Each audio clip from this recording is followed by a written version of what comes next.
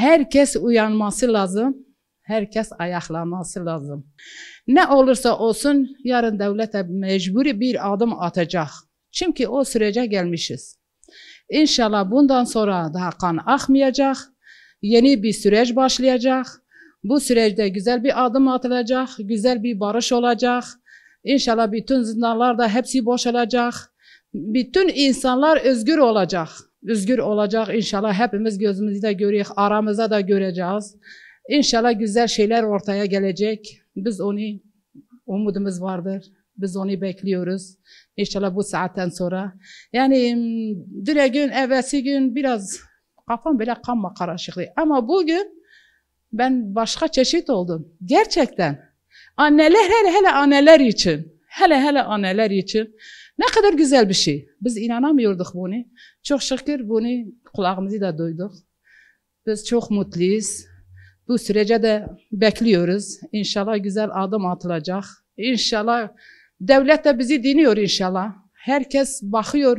Şimdi Türk devleti herkes şu anda bugün o gündemdedir.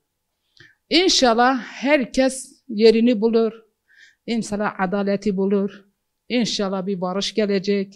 İnşallah bundan sonra mutlu olacağız. Daha acı görmeyeceğiz. Giden zaten gitmiş.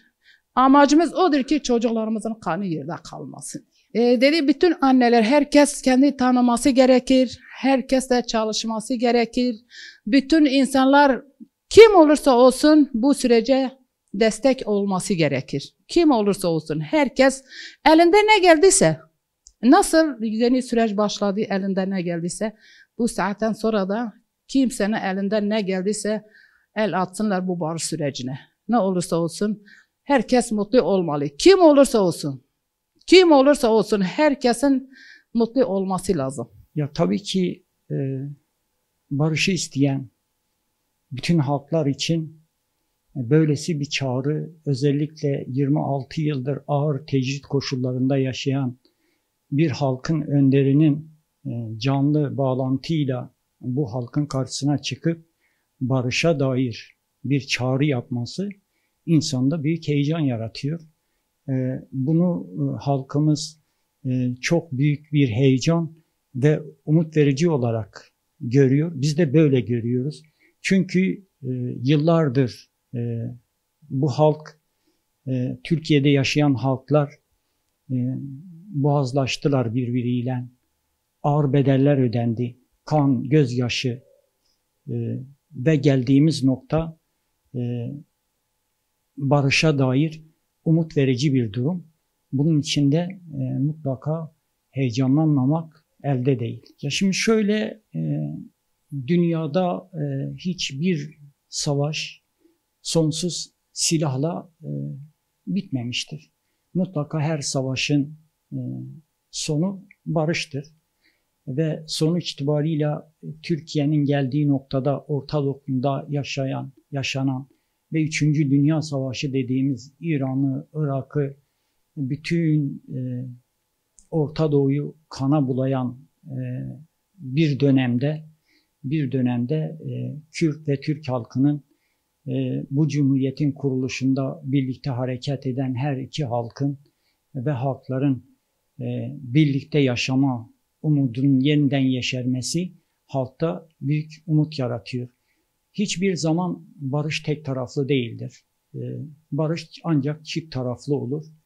Sonuçta anneler evlatlarını verdiler. Ama evlatlarını mezara gömerken de başka anneler ölmesin, başka anneler gözyaşı dökmesin, artık insanlar ölmesin diye anneler çağrı yapıyor.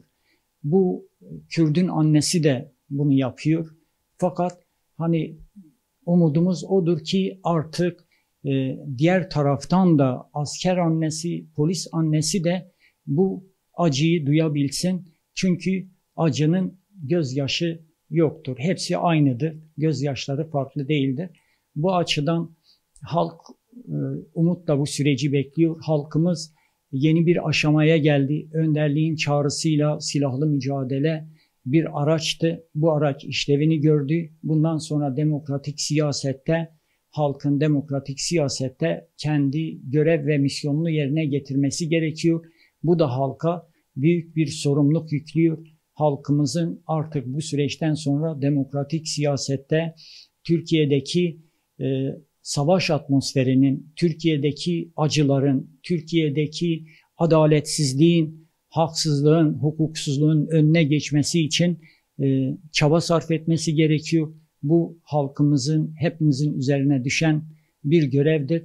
İnanıyorum ki bu halk sürekli acılara rağmen barış dedi ve bu barış geldiği noktada da bu barışı devamı için üzerine düşeni yapacaktır. Umudumuz budur. Yani açıkçası 26 yıllık özlem, 26 yıllık karamsarlık, 26 yıllık böyle neredeyse umutsuzluğa yaklaşmış bir beklenti, bu savaş, bu kan ne zamana kadar gidecek, böyle tam ümitsizliğe yakınken, tabii ki bunu yakınken bunu bugün için demiyorum çünkü 27 Şubat'tan sonra Sayın Öcalan'ın çağrısıyla bu hava dağıtılmıştı.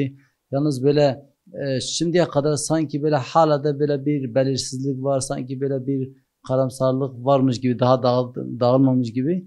Bu sabah uyandık, yani şöyle tek kelimeyle böyle ifade edebilirim. Kendimi sanki başka bir dünyada hissettim. Böyle yani başka bir gezegendeymişim gibi. Dünyam değişti, öyle diyeyim. Yani içim böyle acayip oldu. Yani bu gerçekten artık yani ilk günden de bunu inandık, buna güveniyoruz. Sayın Öcalan örgütü, halkı üzerinde etkisi büyük olduğunu, halk tarafından çok büyük bir güven, hatta dünya tarafından büyük bir güven kazandığını biliyoruz, farkındayız.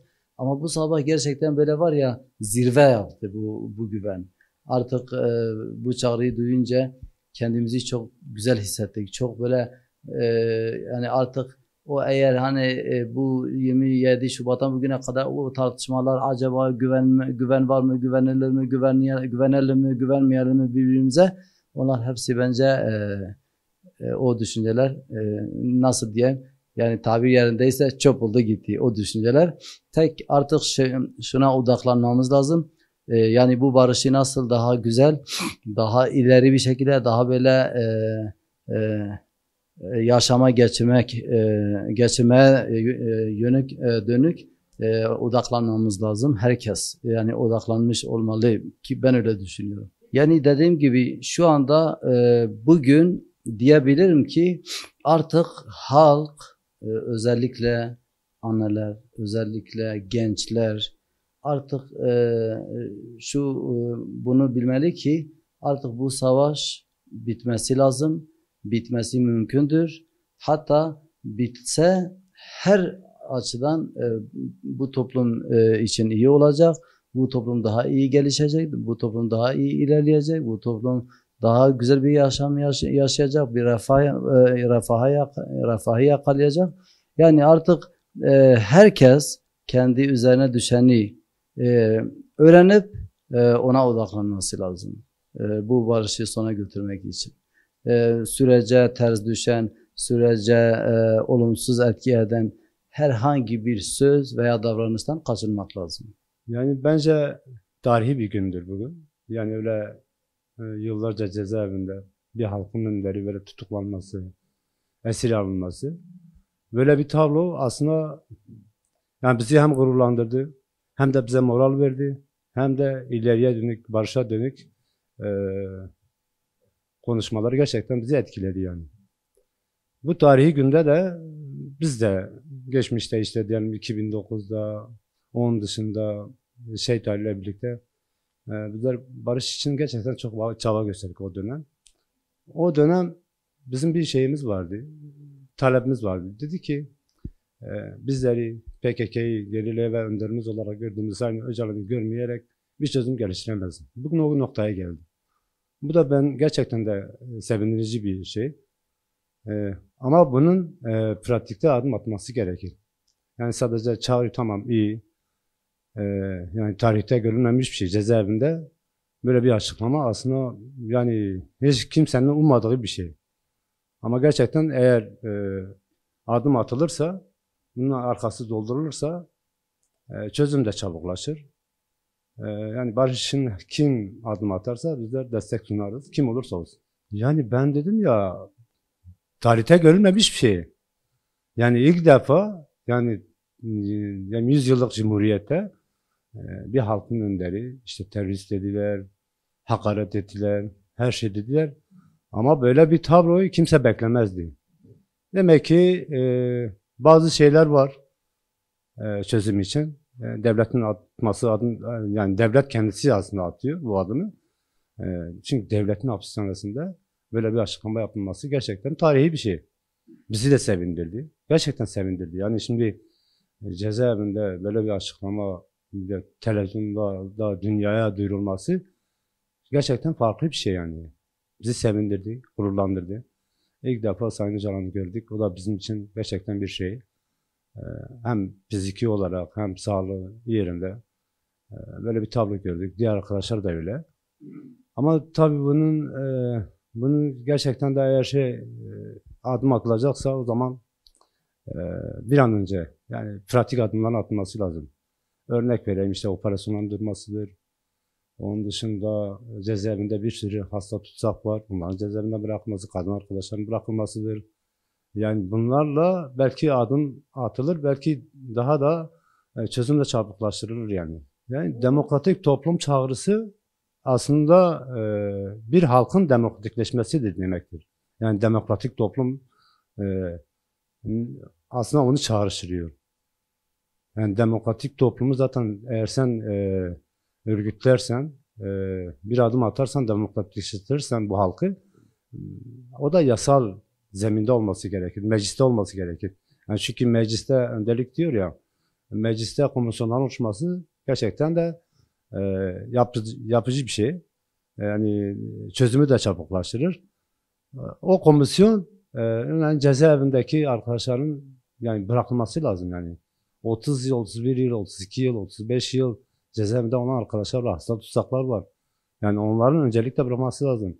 Örneğin geçmiş dönemlerde şehit düşen gerillalar var. Yani cenazeleri yok. Bunların yerinin tespit edilmesi lazım, ailelere teslim edilmesi lazım. Yani Sur direnişinde, Cizre direnişinde kaybedilen cenazeler var. Bunlar da ailelerine teslim edilmesi lazım. Yani demokratik bir toplumu istiyorsanız önce bunlardan başlanmalıdır. Aslında bu süreç herkesin üstüne düşen bir süreç. Aslında en çok da gençlerin, kadınların. Yani gerçekten gençlik, kadın olduğu yerde çözüm de çabuklaştırır. Ama bilinçli hareket etmemiz gerekir. Yani provokasyonlara gelmememiz lazım. Geçmişte oldu yani. Bazı söylemlerden dolayı farklı şeyler yaşandı. Onun için herkesin bu süreçte daha özverili, özellikle de genç ve kadın arkadaşların bu sürece dahil edilmesi lazım. Yani bu toplumu bilgilendirmeleri lazım.